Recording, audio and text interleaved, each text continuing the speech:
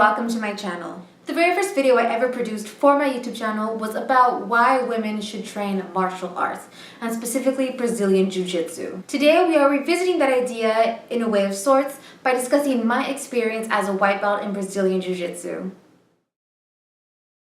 My first Brazilian Jiu-Jitsu class was actually a no-gi lesson, which means that you train without the really thick jacket and the pants that come along with it. Every single class, Brazilian Jiu-Jitsu class, consists of a warm-up, drilling certain techniques, and then a sparring session, which we call rolling. I felt like a fish out of water my very first Jiu-Jitsu class. The rolling session now, when I think back on it, seems comical at this point. Once we came to the rolling session of the class, which happens at the very end, pretty much everyone else paired up already. So I had the complete just like new kid in class cliche happened to me. Because of that, I ended up having to roll with the instructor. As a good instructor, he let me try out new things and new techniques that I had just learned.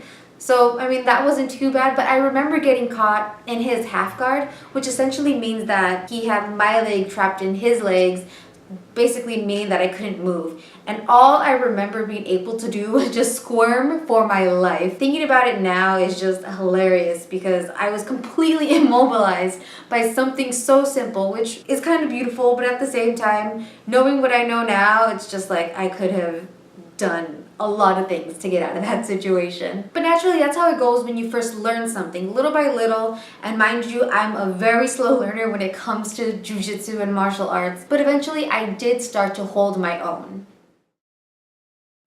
Admittedly, my training has been somewhat sporadic. I first started training back in 2011, and due to various life changes and the pursuit of a black belt in Japanese Jiu-Jitsu, I wasn't training for certain periods of time, specifically with Brazilian Jiu-Jitsu. However, with consistent training, I really started to gain skill and a deeper understanding of the art of Brazilian Jiu-Jitsu. I even started tapping out other white belts and even dudes that were bigger than me.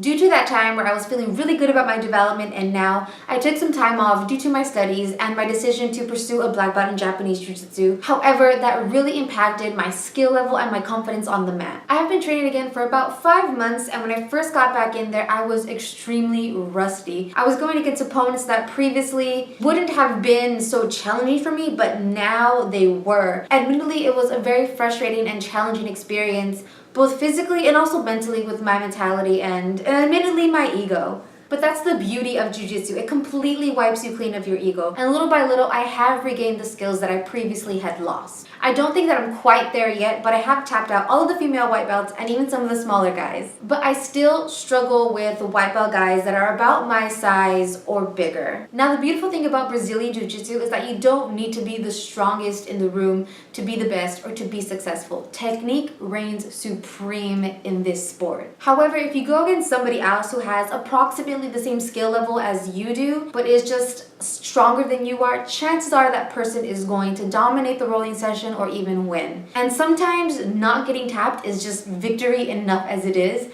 which is where I find myself oftentimes when it comes to these guys that are about my size or bigger than me. And there have been a few nights in the last few months where I have literally cried on my way home from class because I didn't perform to my standards. I expected more of myself, but another person in class was just that much better in that moment. Even though I have had some rough nights, I do still enjoy Brazilian Jiu-Jitsu. I look forward to improving my skills and getting on the mat. These challenges, these rough nights where I go home crying are just the fuel that I need to go back onto the mat, to be more dedicated and improve the details of those techniques. These challenges make the victories that I obtain that much sweeter. I hope you enjoyed my video. It's been really great sharing this experience with you. It has been extremely challenging, but also very, very fruitful. And I do look forward to improving, like I said, but also getting my blue belt, which when I do, I will update all of you. And if you're a martial artist, go ahead and let me know in the comment section down below what you practice, if not BJJ. And if it is BJJ, let me know about your experience as well. If you like this video, give it a thumbs up, share it with someone you know,